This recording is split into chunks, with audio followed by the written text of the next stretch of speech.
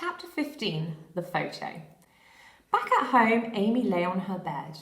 All around the room, on the walls, were pictures of cars cut out of magazines, the DB5, the Gullwing, the E-Type, and many others. Normally, Amy liked to rest her eye on these when she was in her bedroom. But today, her view was blocked by her old wheelchair, which was parked next to her bed. She sighed, knowing she could always look round it. But it felt to her that even if she moved her head, all she would see was the contrast between those cars and her chair, with its still wonky wheel. Instead, she looked at one other picture in her room, a framed one by her bed. She reached over and lifted it closer to her. It was from a family holiday they had taken about 5 years ago. Her dad had been driving what was then the family car, an old classic called a Bristol, which he'd reconditioned himself, but had suddenly stopped by a lake in the country and insisted everyone got out so he could take a photo. He had set up his camera on a timer so he could be in it too. Her mum and dad stood in the middle of the picture, their arms round each other. On the right-hand side stood Jack, not making a stupid face or a rude gesture to camera or anything, and on their left, Amy. They were all laughing, even Jack. Amy looked at it now and tried to remember what had been so funny. She shook her head. It had gone. All she could remember was that they all seemed to laugh a lot more in those days. A tear started to mist up her vision. There was a knock on the door. Amy didn't much like crying or feeling sorry for herself, and certainly she did not like to be seen crying or feeling sorry for herself, so she wiped it away. Her mum came in. "Are you all right, love?" Susie came and sat on the edge of Amy's bed. "Yes, Mum," Amy said. "It's fine, whatever." Susie, like any mum, knew that the words "it's fine" and "whatever," when said by her child, always meant the opposite.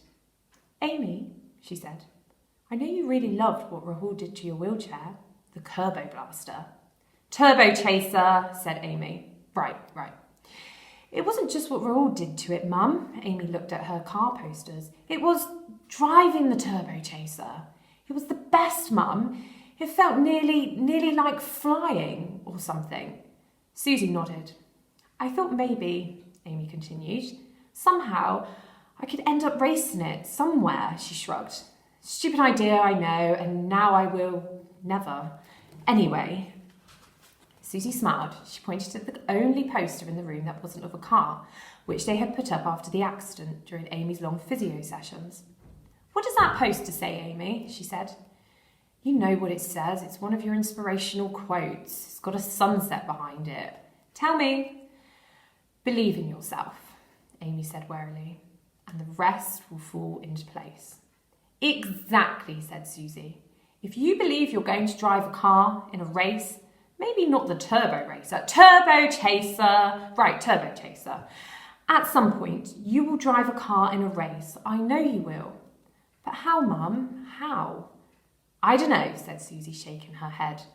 "Only those who dare to fail greatly achieve greatly. Trust your instincts. They never betray you. I get knocked down, but I get up again. If you want to see the big picture, look out for the tiny detail." "Those are just more inspirational quotes." "Yes, you're right, apart from the I get knocked down one. I think that's an old pop song." "So how do they help? What do they even mean?" "I don't know exactly, darling. All I know is they help me, at least a bit, when things don't feel so good. Now, time for sleep. It's Saturday tomorrow, a new day. And always think of every new day as a new, okay, Mum, enough quotes already." Susie nodded. "Got it." She kissed her daughter on the forehead and went out. Amy smiled to herself. She knew her mum was trying her best to make her feel better, even if the quotes sometimes just seemed to be nonsense. Just before she fell asleep, though, one of them came back into her head. "If you want to see the big picture, look out for the tiny detail." That was kind of a weird one. And it made her think of something, about the photo she had just been looking at before her mum came in. She reached over, clicked on her bedside light and picked up the photo again.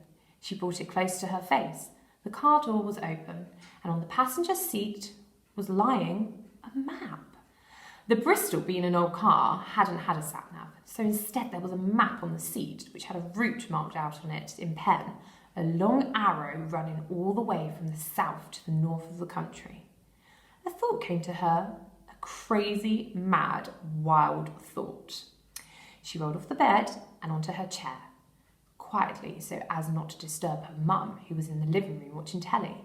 She wheeled herself out into the hall where the phone was and dialed a number. "Hello? Rahul," she said. "You haven't started taking the Turbochaser apart yet, have you?" "No." "Good." "Oh, you're about to? Well." She took a deep breath and said, "Don't. I have a plan." Chapter 16. Let me get this straight. "I can't believe I'm doing this," said Jack, helping his sister put on a dark top to match her dark trousers. "Shh," said Amy. "I'm already whispering," he said. "No, you're not. You don't even know how loud your voice is since it broke. You'll wake Mum up." "You'll wake Mum up." Now is not the time to do the repeating thing, but if you must, do it in a whisper. It was midnight. Jack had on black clothes too. He brought her chair, the old one, round to the side of her bed. As he helped her into it, he said, "Shall we leave a note for Mum?" Amy frowned. "I thought about that, but we'll be there by tomorrow if everything goes according to plan. Then we can call her first thing." Jack nodded. Although he looked a bit doubtful, he settled her into her chair, crouched down and looked directly at her. "Okay, you sure you want to do this?" Amy looked up. She could see his face lit by the hallway light outside her door. His expression was, she thought, amazingly serious. It had been a long time since she had seen it look like that. "Yes," she said, "I'm sure." Amy had always known she would need Jack's help. She needed someone to assist her in getting from her house to Sanjay's garage, which, even though it was only a few streets away, was not easy. She was, after all, disabled. Plus her wheelchair, the old one that hadn't been made into a supercar, didn't go forward in a straight line unless someone else was pushing it. When she'd first approached Jack with her mad, crazy, wild idea, the conversation had gone like this.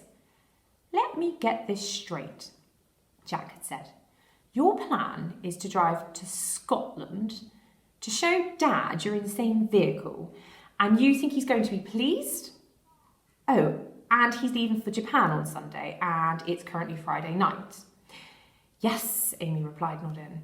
"In that crazy wheelchair thing that Rahul made? The Taylor Turbochaser, yes. Are you on drugs? Have you lost your mind?" "Probably. I mean, not the first one, the second." "On the motorway?" "No, I think I lost it somewhere around here." "Haha, this was not a real haha." "Good meme. This was not real praise. You're going to drive that thing with your friends on the motorway for like 600 kilometres? No, back roads, late at night when there's hardly any other cars around." "Right." Amy suddenly felt a bit scared. "It's only just Scotland. I've checked it on the map. It's only a few miles from the border with England." "Oh, that makes all the difference."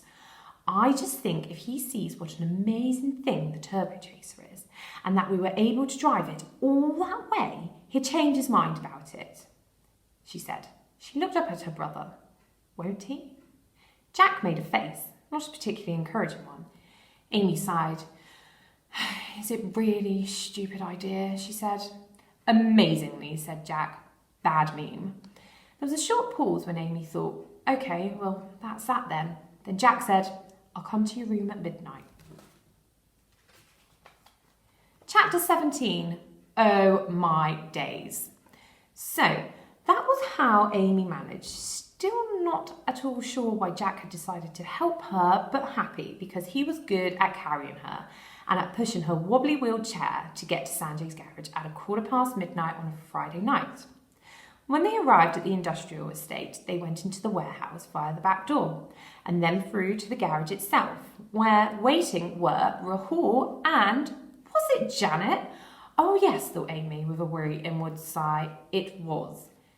"Janet," said Amy, "I told you to wear dark clothes. We're hoping not to be seen." "I know, but all my dark clothes were in the wash." "So you chose to wear a fairy costume?" Which was indeed what Janet was wearing. A pink satin dress with a pink crown and glittery wings. Yes, said Janet. I had it left over from a fancy dress party. I thought it might come in useful. Amy stared at her. In what way? Janet frowned. I haven't really worked that out yet. Okay, never mind. Rahul, have we got everything we need? I think so, Janet's done the food. And Janet held up a big plastic bag marked Lod Lil. Said Amy. And for everything else, I've raided a whole load of stuff from the warehouse. Won't your dad miss any of it? Well, we can put it all back when we come back. It's all in the car now. The car? The Turbochaser, of course. Amy smiled, excited just at the passing, casual way Rahul had referred to her new wheelchair as a car. Maybe now it really was. Okay, she said. Did you manage to fit everything in? Oh, yeah, said Rahul. I've carried on working on it. It's got windows now. Windows? Well, cat flaps. Pardon? Said Amy. I found these cat flaps in the warehouse. I don't think they sold because they're very big. Very big. Maybe they were designed for lions. Right, yes, that probably is why they didn't sell. What with no one having one of those for a pet. Yes, so anyway, I've cut big rectangles in the fish tanks for them. And you can slide them open for ventilation and even use them to get in and out of the car. Because also, we don't have doors. Okay, said Amy. Right, said Jack, who had been quiet so far. So, where is this car? He landed heavily on the word car with all his teenage boy sarcasm. Where is the fart-on, burpo-your-facer that's supposedly going to take you all the way to Scotland? Good meme, said Amy sarcastically. It's called the Taylor Turbochaser, said Janet. Thanks, Tinkerbell, said Jack. Anyway, where is it? It's under here, said Rahul, who didn't really get sarcasm. He moved towards the centre of the garage, where something stood covered by an enormous black piece of tarpaulin. I've been keeping it protected. It's a bit damp in here. And with something of a flourish, like he was a magician on stage, he pulled off the tarpaulin. Oh my days, said Jack. And mine, said Amy. You have added to it. Wow. So there we reach the end of chapter 17. Can you remember where Amy, Jack, Janet, Rahul are going? Can you remember what country they are hoping to go to? Anyway, look forward to seeing you next time. I hope you all have a really great day. Bye-bye for now.